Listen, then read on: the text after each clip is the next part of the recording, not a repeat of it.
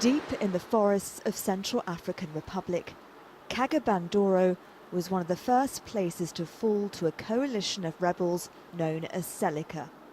They began their advance in December last year. When the fighting started, Hortense Yaligaza took her children into the bush. For months they lived on roots, plants and dirty water. Her youngest son Emmanuel fell ill, so she decided to walk to this hospital. He's malnourished and dehydrated, but now has a good chance of surviving. Our children are ill, and we don't have the money to care for them. These children are our future. If they can grow up, then they can take care of us.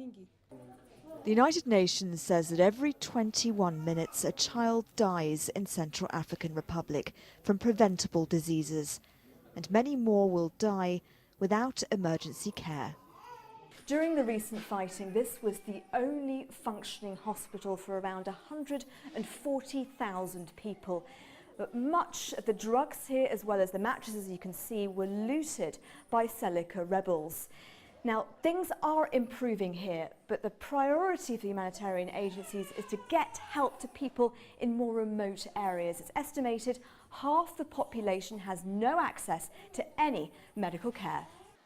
People won't come into town because they're afraid of these Seleka fighters. The local commander says people shouldn't see Seleka as a threat. Since we got here last December, we haven't killed anyone.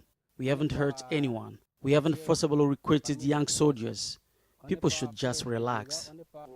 But Seleka did allow this to happen.